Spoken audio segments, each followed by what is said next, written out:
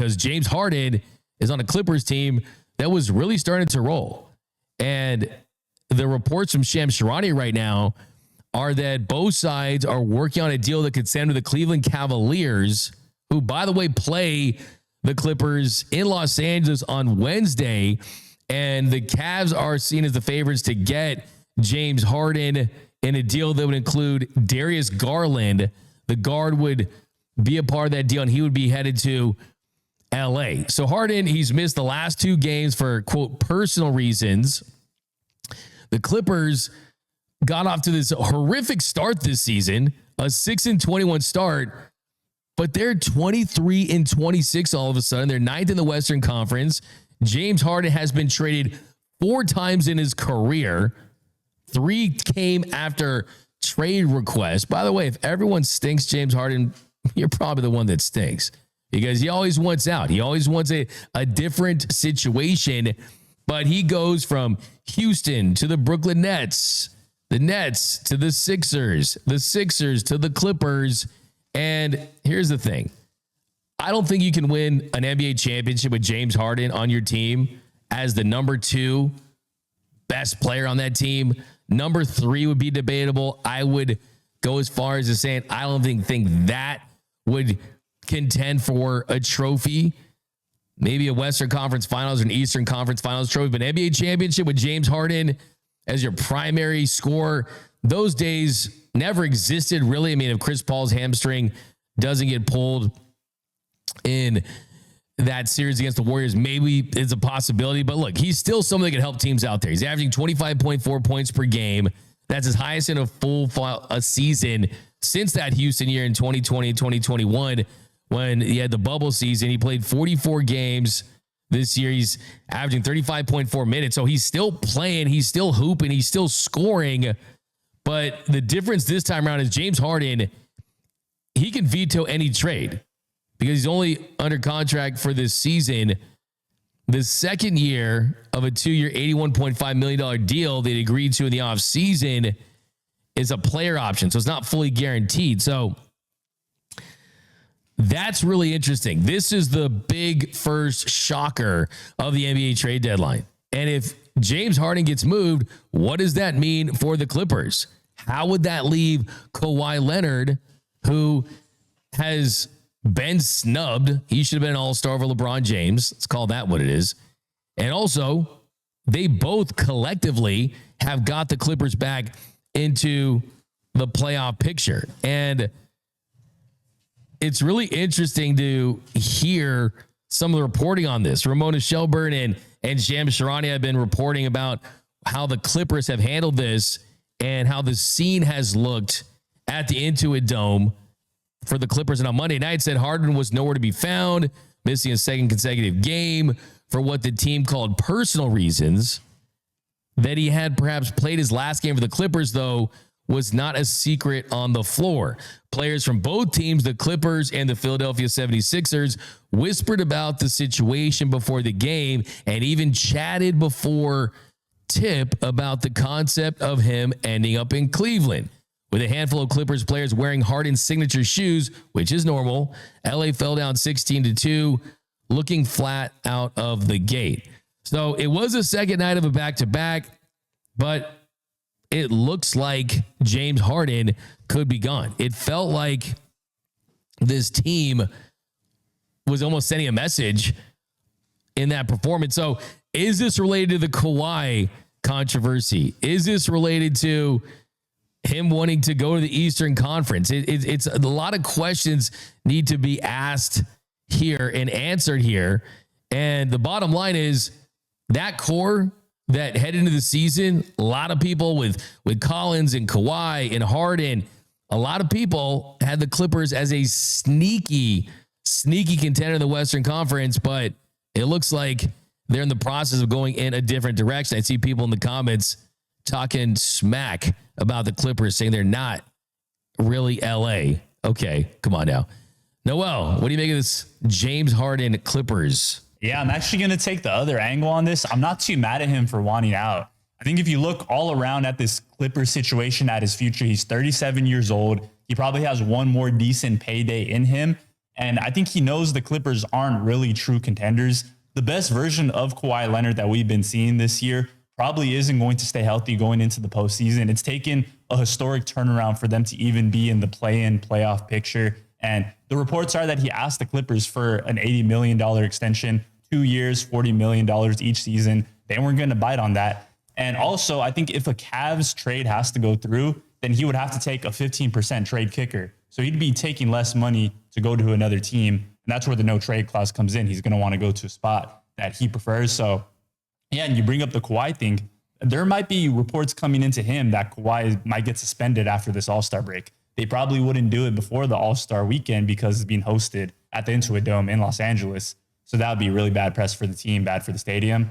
But yeah, I think that even though he's had a really bad record of wanting outs, this is one of those situations where he's thinking, this is like the last stretch of my career. Not only do I want to win, I also want to get paid. If you look at Cleveland, that's a good team. Donovan Mitchell, Jared Allen, Evan Mobley. And if LeBron James signs in the offseason, go to the Eastern Conference, a weaker conference than the West, then you're in a pretty good spot for Harden. Yeah. I mean, the strip clubs in Cleveland aren't as good as the ones in LA. So that's going to be a drawback. Man, he's a family man now. I don't know if you saw starting five, but he's locked in with the girl now. Yeah. That's good PR. Good PR for him. But I mean, look, the truth is, I think that both parties are right in this. I mean, the Clippers, they're just selling on a guy. They have no plans to re-sign. Yeah, they're selling on a guy that they are going to extend. And Garland, he's young. It's a buy low opportunity, decent contract. This is a smart move for the Clippers. And I think this is a smart move by James Harden, who is trying to go to a team that could give him a better opportunity to go deeper in the playoffs. I think you're absolutely right about the Kawhi Leonard angle of this, the aspiration fake tree thing. James Harden's trying to make like a tree and leave. Even Kawhi, when you look at how he's been playing, I mean, he might have word that he's going to get released from this contract, and he's playing for his next contract with another team. The numbers that he's putting up, the way he's came back, and he's led this team on a resurgence, they might know where this is going already.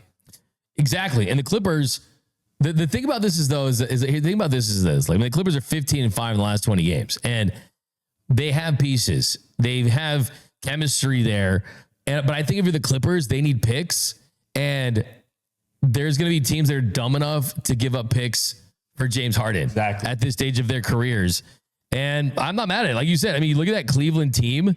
If the Cavs get Harden, it'll be dangerous. Like Donovan Mitchell, Evan Mobley, you got Jalen Allen, Keon Ellis. Yeah, they just traded for two really good role players. They got money for next season. Yeah. And hey, all I got to say is if this increases the chances of LeBron James going to Cleveland, by all means, please let James Harden get traded. Look, remember last year too, LeBron had said he was only going to take a pay cut if the Lakers were able to sign 3 players. James Harden was one of those guys. So he's wanted to play with Harden before, especially like in his later stages of his career. Hey, that's a good point. And that's definitely something that is valid and relevant here, just because, look, the truth is, like, it's pretty funny because now it's like all of those, that OKC big three, they're like team jumpers now, man. Like Shaq. It's the Shaq rainbow, the rainbow effect. So yeah, I mean, that is pretty hilarious right there. But I mean, we'll see if this trade goes down. I ultimately think it's a move that makes sense for both. I mean, I think Garland is not like a needle mover. I would probably, if I was going to make a list like the worst young stars in the league, I think he's kind of on it, to be quite honest. But I mean, I think it's more of we're just kind of cleaning house a little bit.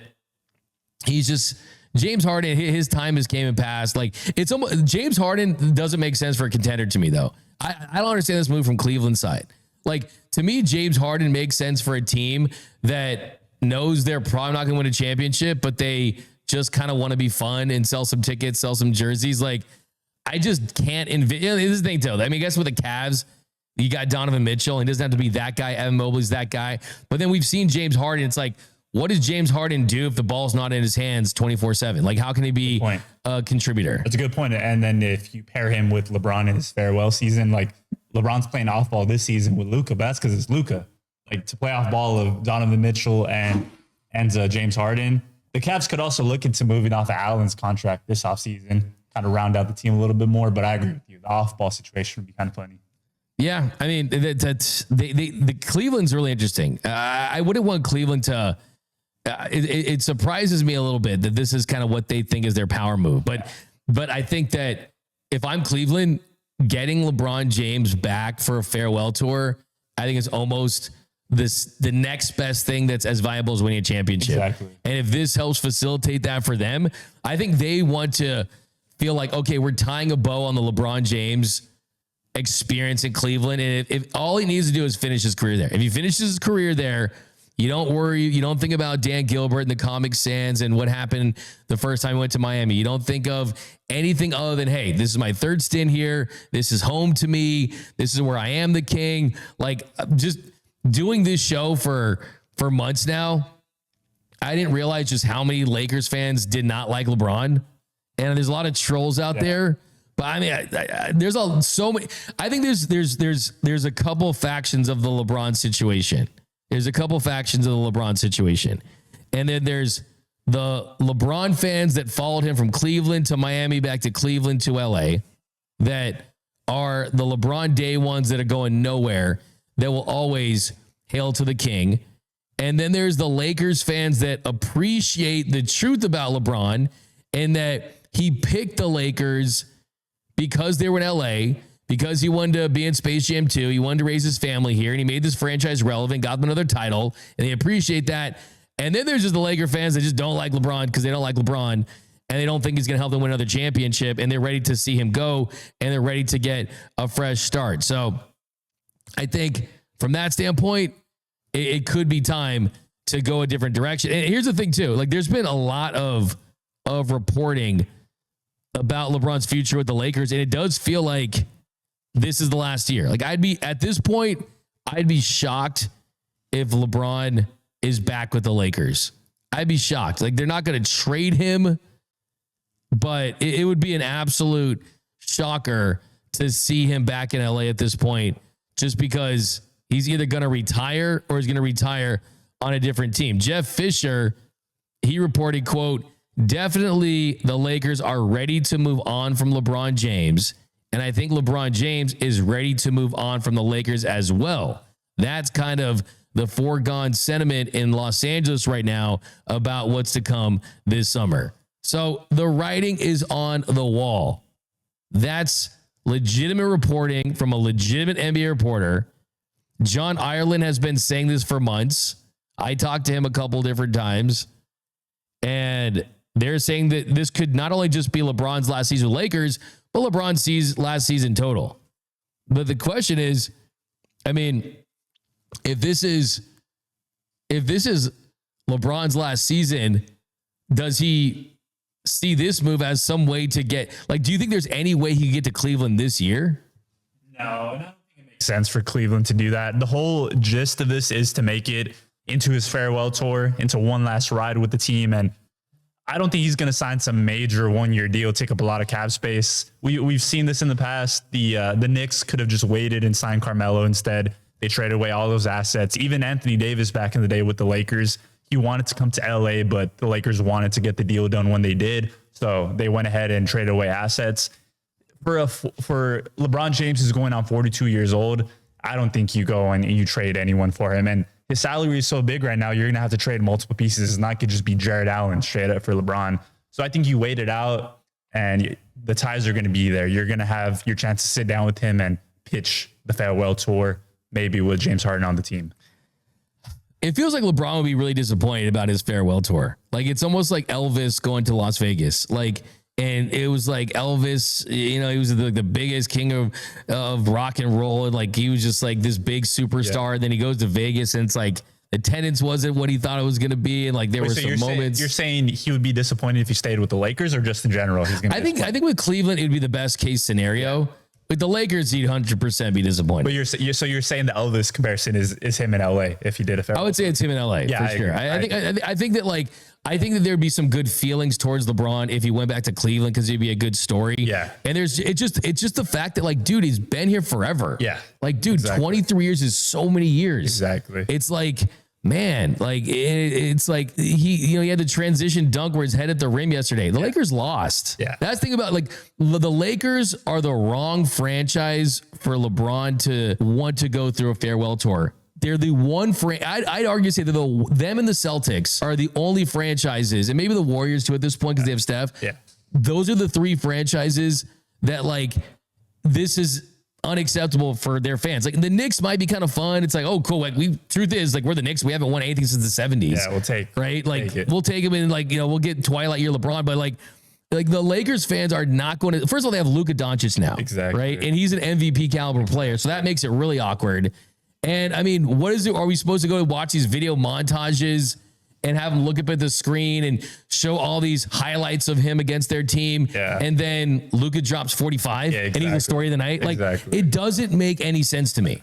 Yeah, I'm with you on that. I think the more like after seeing him get emotional at that Cavs game when they were showing the video montage and just thinking about the contract situation, thinking about the Lakers having their own priorities and rightfully prioritizing Luka, a farewell tour in LA would kind of fit that Elvis comparison. Yeah, it's like for me, like when the Jordan Wizards thing was a little different because when Jordan was with the Wizards, it was just the fact like, whoa, Jordan's playing again. He's back. Like, he's back. Like I'll take Jordan dropping 21 a night and then an occasional 40, and he gets a matchup with Kobe, and we just get to see number 23 on the floor again because we did have that for so many years. And you just got to get that closure with him.